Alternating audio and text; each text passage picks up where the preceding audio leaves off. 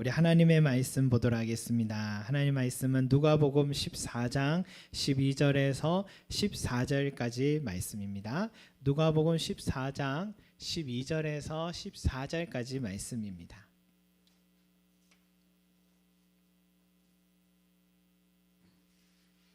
누가복음 14장 12절에서 14절까지 말씀. 잘하신 줄 알고 한 목소리로 함께 올려드리겠습니다. 시작. 또 자기를 청한 자에게 이르시되 내가 점심이나 저녁이나 베풀거든 벗이나 형제나 친척이나 보안 이웃을 청하지 말라.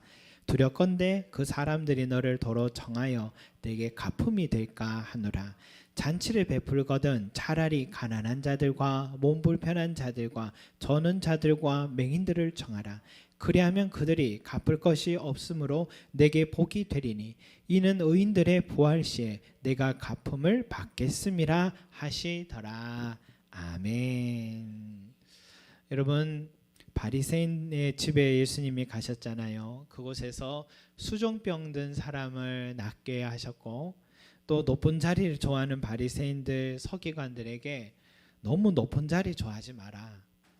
자기를 높이는 자는 낮아지고 자기를 낮추는 자는 높아지리라 라는 말씀을 하셨습니다. 그리고 오늘 말씀도 계속해서 하신 말씀, 연속된 말씀인데, 먼저 자기를 청한 자에게 이르시되 라면서 시작하잖아요. 여러분, 자기를 청한 자가 누굽니까? 바로 그 집주인 바리새인 지도자를 말하는 것입니다. 이런 말이에요. 풀어서 말하면, 너가 식사 자리를 마련하고 손님들을 초대할 때 부한 사람들을, 또 네가 가까이 잘 지내는 그 사람들을 초대하지 마라.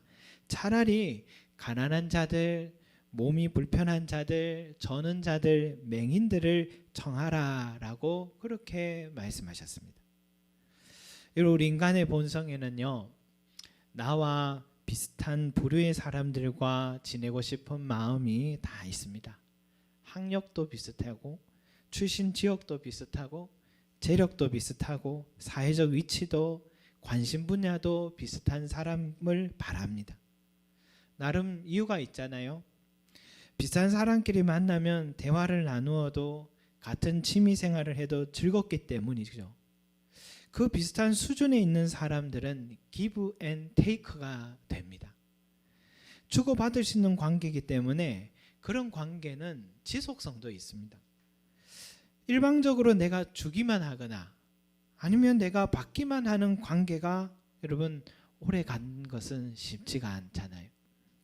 그래서 오늘 예수님을 초대한 바리새인 지도자는 분명히 자신과 공통 분모를 가진 사람들을 중심으로 초대했을 것입니다. 물론 몇몇 사람들, 어려운 사람들을 초대했죠. 근데 이 사람이 왜 그렇게 했느냐? 그럼 지금 우리로 말하면 어떤 사람이냐면 국회의원 중에 야당 대표 수준의 사람을 바리새인 지도자입니다. 그런 사회적 위치에 있는 사람이 초대했다면 그 자리에는 어떤 사람들이 지금 와 있겠습니까? 집주인 못지않은 사회적, 종교적으로 짱짱한 사람들 아니었겠습니까? 오늘날로 말하면 내가 이렇게 많은 사람을 집에 초대할 수 있는 넓은 집을 소유한 사람인 것처럼 여기 지금 초대받은 사람들의 형편들도 마찬가지였을 것입니다. 앉아서 나누는 대화는요, 평범한 사람들은 낄 수 없는 이야기들, 어디 지역에 투자하는 것이 좋더라 하면서 부동산 정보를 공유하는 사람들, 내노라 하는 대학과 기업에 취업을 했거나 의사가 같은 전문직으로 키운 자식 자랑 이야기들. 모양은 조금 달랐지요. 바리새인 지도자의 식탁에는 지금 그런 부류의 사람들이 모여서 자화자찬하고 있지 않았을까 생각됩니다. 그런데 지금 예수님께서 너희가 식사의 자리에 초대하려면 가난한 자들, 몸 불편한 자들, 저는 자들, 맹인들을 청하라 라고 말씀하십니다. 한마디로 집주인과 전혀 공통 분모를 찾기 어려운 사람들을 초대하라는 거죠. 사실 지금 그리스도인으로 살아가는 우리 입장에서도 이런 말씀은 소화하기가 쉽지 않습니다. 생각해 보세요. 우리 교회에 노숙자들이 매주 함께 와서 예배 드린다 한번 생각해 보세요. 그러면 주일에 그들에게 필요한 음식이나 물품들을 준비해서 해주는 지금 분위기로 바뀌겠죠. 맹인들을 우리 교회에 초대해서 함께 예배 드린다 생각해 보세요.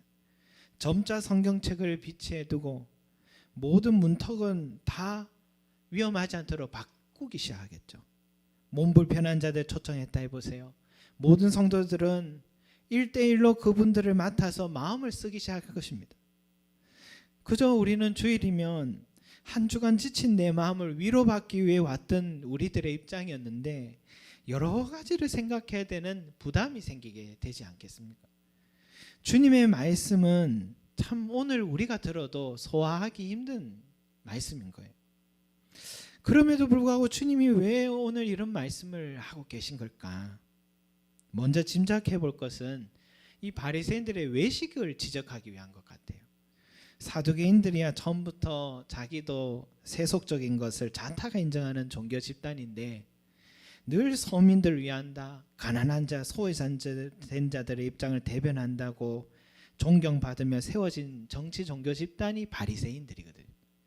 그런데 말은들 그렇게 위한다고 하면서도 그 속마음은 세상의 부와 명예를 추구하고 자신들과 수준에 맞는 사람들과 함께 있기 원했기 때문에 그들의 속마음을 지금 민낯을 드러내는 주님의 지적이기도 했을 것입니다. 예수님 말씀 풀어보면 이거예요. 너희가 진정으로 이곳에 초대해야 할 사람은 너희가 늘 입버릇처럼 위한다고 말한 그 가난하고 소외된 사람들을 아느냐, 이 외식하는 자들아 하면서 예수님이 지금 꾸짖고 있는 말씀인 것 같습니다. 그런데 여러분, 단지 바리새인들의 외식을 지적하기 위해 이런 말씀을 하셨다 하고 하기에는 좀 깊이가 다른 것 같아요. 오늘 이 말씀은 즉흥적으로 특정 사람들이 하신 말씀이라기보다는 성경 전체가 일관되게 말씀하신 그 말씀이다라는 것입니다. 성경의 일관된 말씀이라면 여러분 무슨 말입니까? 구약이든 신약이든 계속해온 말씀이라면 성경은 모든 세대와 모든 사람들에게 진리잖아요. 그러면 이 말씀은 그 사람들에게만 한 말씀이 아니라 오늘 저와 여러분들 같은 그리스도인들에게도 동일하게 하신 말씀이다라는 것을 우리가 인정해야 될 것 같습니다. 특히 14절에 이런 말씀 있잖아요. 같이 읽어봅시다. 시작.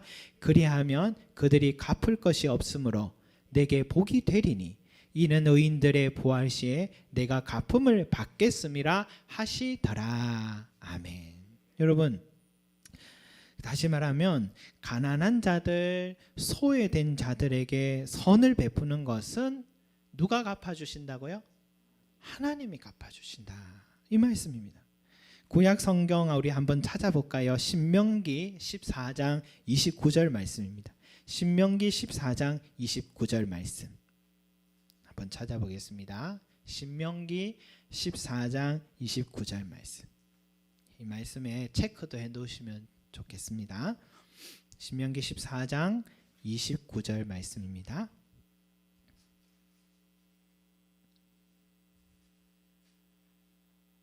같이 읽겠습니다. 시작. 너희 중에 분깃이나 기업이 없는 레위인가 내 성중에 거류하는 객과 과와 과부들이 와서 먹고 배부르게 하라. 그리하면 내 하나님 여호와께서 내 손으로 하는 범사에 내게 복을 주시리라. 아멘. 여러분, 이 말씀은요 하나님께서 직접 하신 말씀입니다. 우리는 모두 다 우리 손으로 하는 모든 일에 하나님께서 베푸시는 복을 받기를 원합니다. 그건 너무나도 중요합니다.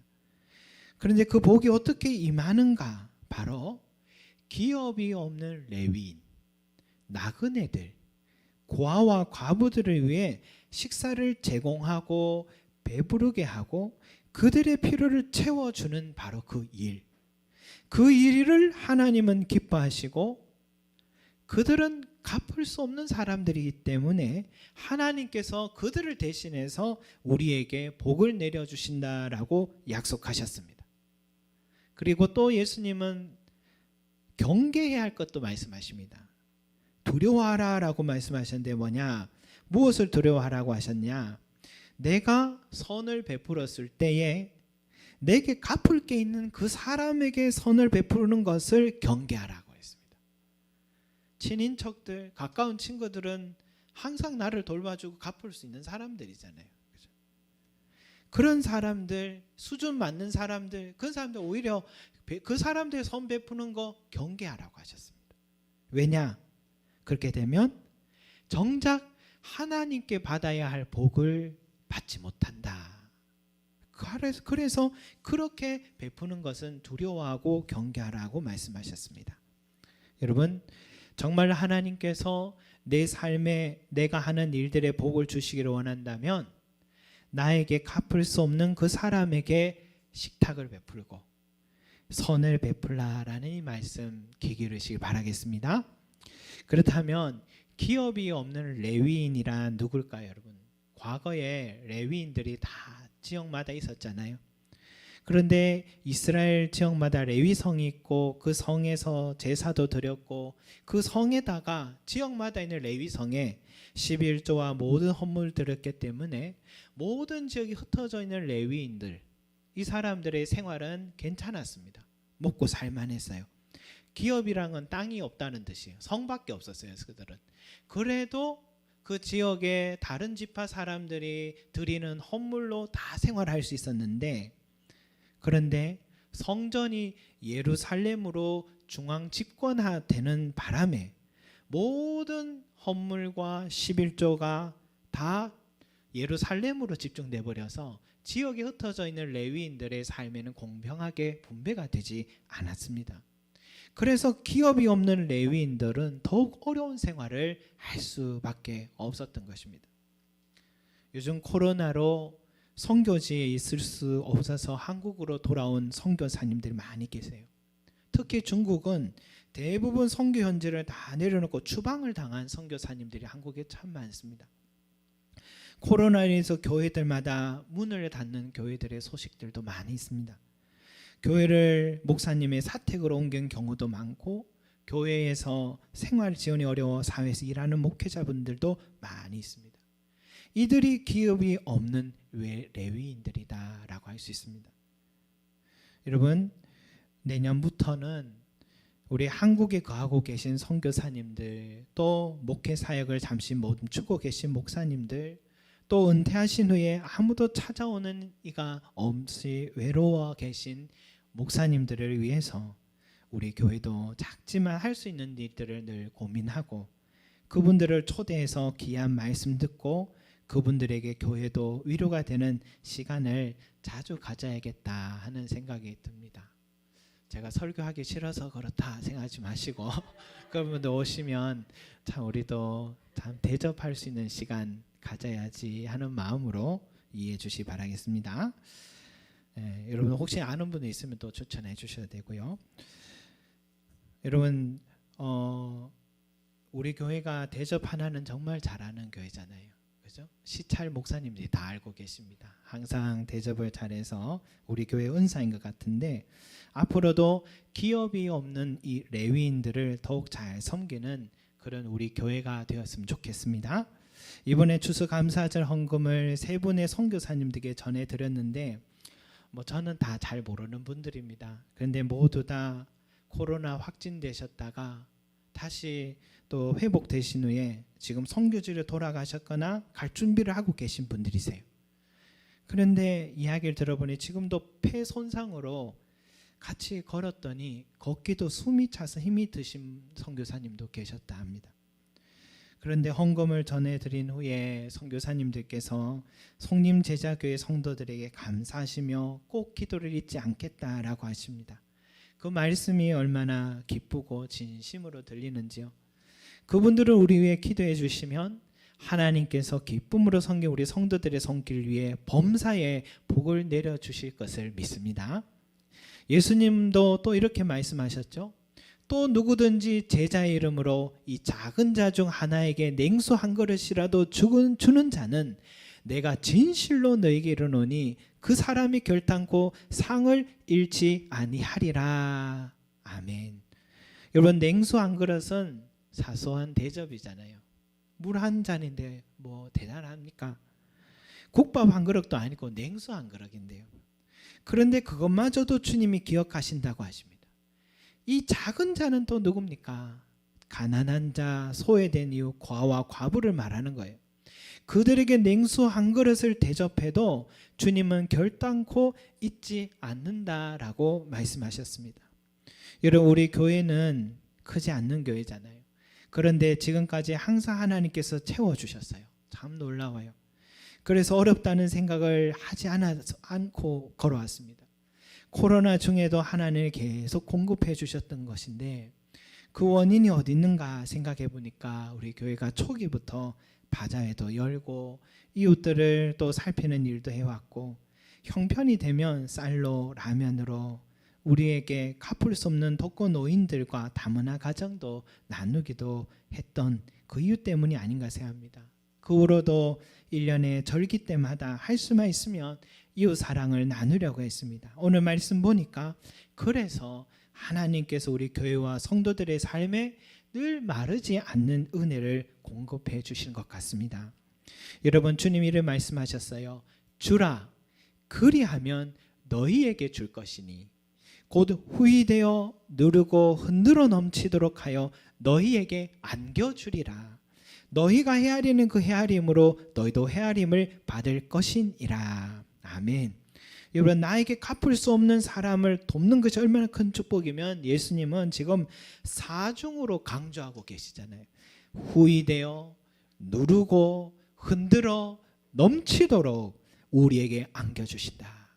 후히되어 누르고 흔들어 넘치도록. 여러분, 이렇게 강조하신 이유는 뭡니까? 틀림없는 사실이다. 반드시 내가 복을 내려주겠다. 약속을 거듭해서 말씀하시는 것입니다. 여러분, 지금도 미국에 있는 록펠러 재단이 있답니다. 뉴욕 맨하탄에도 20여 개의 빌딩을 가지고 있고 30여만 명이 그 빌딩을 출입을 하고 있답니다. 그 재단의 소유주였던 록펠러 1937년에 이렇게 주님 품에 안겼는데 당시의 자산이 지금 빌 게이츠의 자산의 3배가 된다고 합니다.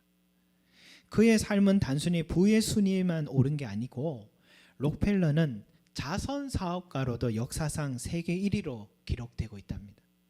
재단을 세워 병원을 세워 빈민의료 사업도 하고 미국의 시카고 대학을 비롯해서 24개의 대학교를 세웠고 평생 4,928개의 교회를 지었고 학교, 수많은 복지센터, 자선사업, 의학연구소를 설립해서 사회공헌의 세계적 모델이 되었답니다.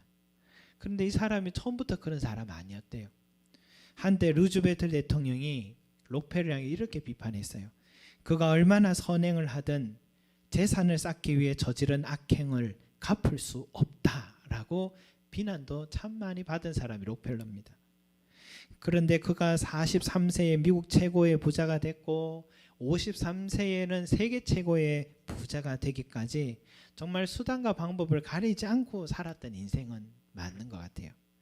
그런 그가 55세가 되었을 때에 갑자기 눈썹이 빠지고 머리카락이 빠지고 몸이 말라가는 알로피셔라는 이 불치병에 걸렸고 이제 1년 시한부 인생을 의사 선생님에게 선고를 받았습니다. 그때 록펠러의 어머니는 그 아들을 보면서 아들아, 곧 세상을 떠날 텐데 내 마음껏 하나님께 바치고 자선 사업이나 하고 가렴 하고 이야기했을 정도입니다. 그가 하루는 병원에서 휠체어 타고 가다가 병원 로비에 걸려있는 글에 눈이 들어왔어요. 이런 문구가 성경 문구가 있었어요. 주는 자가 받는 자보다 복이 있다. 주는 자가 받는 자보다 복이 있다. 이거를 보는 순간 휠체어를 타고 있던 록펠러의 눈에서 눈물이 흐르기 시작했습니다. 그리고 다시 병실에 들어와 누워서 생각에 잠겼는데 밖에서 다투는 소리가 나요. 알고 보니까 입원비 문제 때문에 다투는 소리였어요. 병원에서는 환자 소녀의 병원비가 없어 입원이 안 된다라고 하고 그 소녀의 어머니는 딸의 입원을 울면서 애원합니다. 그때 록펠러는 비서를 불러서 그 소녀의 병원비를 은밀하게 지불했습니다. 그리고 얼마 후에 그 소녀도 기적과 같이 회복되었습니다. 그때의 전율을 록펠이 이렇게 말합니다. 나는 살면서 이렇게 행복한 삶이 있는 줄 몰랐다. 나는 살면서 이렇게 행복한 삶이 있는 줄 몰랐다 하며 그 자리에서 회개의 기도를 이렇게 드렸어요. 주님, 당신의 뜻은 이것이었군요. 당신은 제가 돈만 많고 인색한 부자로 살기 원치 않으시는 겁니다. 그동안 너무 이기적으로만 살아온 저를 용서해 주십시오. 주님, 한 번만 내게 기회를 더 주신다면 제게 맡기신 이 재산을 선한 일에 쓰겠습니다. 주님 뜻에 맞게 돈을 쓸 수 있는 기회를 주세요. 그렇게 기도하고 계속해서 치료해 갔는데 그 후에 그의 병이 기적적으로 나아서 1년밖에 못 산다고 했는데 43년을 더 살아서 아마 98세까지 살았는 것 같습니다. 그는 이렇게 회고합니다. 인생 전반기 55년은 쫓기며 살았지만 후반 43년은 행복하게 살았다 하고 자기 인생을 돌아봤습니다. 지금도 록펠러 재단은 맨하탄시의 수도세를 다 지불해 줄 만큼 선한 일을 많이 하고 있고 후손들도 계속해서 일을 이어가고 있다고 합니다. 저희 아들이 주말에는 봉사하는 곳이 있어요. 작은 이들 교회인데 매일 점심 식사를 노숙자들에게 대접하는데 요즘은 코로나로 먹을 음식을 포장을 해서 나눠주는 사역만 하고 계십니다. 그래서 오늘 아침에 저도 한번 따라가 봤어요. 가보니까 주일 아침인데도 많은 사람들이 기다리고 있고 저희 아이는 하는 일이 뭔가 보니까 줄을 서시오 일을 하고 있는 것 같아요. 그 작은 이들 교회 목사님은요, 원래 경상남도 지역에서 큰 교회 목회하시던 목사님이셨습니다. 얼마나 열정적으로 하시는지 지금도 보면 그 바지런함을 보면, 열정을 보면 알 것 같아요. 한두 가정밖에 없던 교회를 500명 교회로 성장시켰으니 얼마나 열정적이었겠습니까? 그런데 어느 날부터 몸에 건강에 이상이 오기 시작하고 도저히 목회를 할 수 없어서 정말 본인을 통해 세우는 교회임에도 불구하고 스스로 사임서를 내야 되는 그런 상황에서 결국 목회를 내려놓고 인천으로 이사를 왔습니다. 이곳에서 무엇을 해야 하나 생각하시다가 여기 이 지역이 아파트 세우기 지기 전에 정말 판자촌이었었는데 여기 어려운 아이들이 많았어요.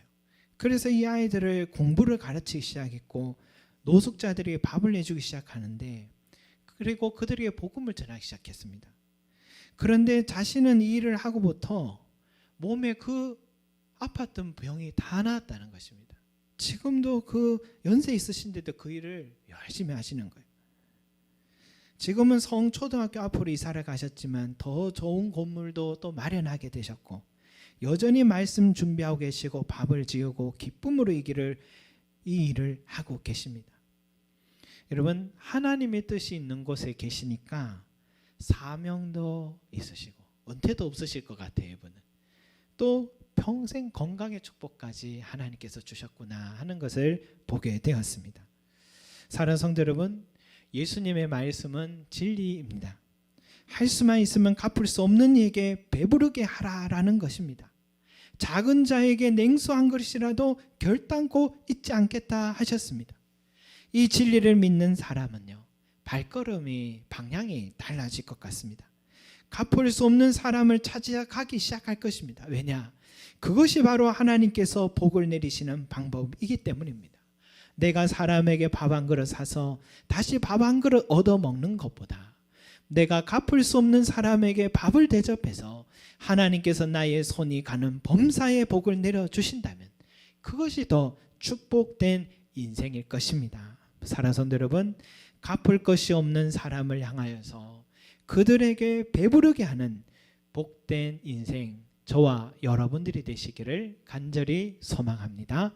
기도드리겠습니다. 사랑과 은혜가 많으신 우리 아버지 하나님, 지금까지는 인생의 목표를 우리도 모르고 걸어왔으나 이후의 삶은 행복한 삶이 되게 하여 주시옵소서. 주님이 기뻐하시는 그곳을 향해 걸어가게 하여 주시고, 가난한 자, 소외된 자, 또 앞을 볼 수 없는 자, 몸이 불편한 자를 향하여서 우리의 마음이 향하게 하시고 우리의 손이 향하게 하여 주셔서 갚을 수 없는 그들에게 우리가 베풀어 하나님이 주시는 참된 복을 누리는 우리 송림 제자교회 온 성도들이 될 수 있도록 축복하여 주시옵소서. 주님이 기억하여 주시면 그것으로 족합니다. 고백할 수 있는 충성된 제자들이 되게 하여 주시옵소서. 감사드리며 예수 그리스도 이름으로 기도드립니다. 아멘.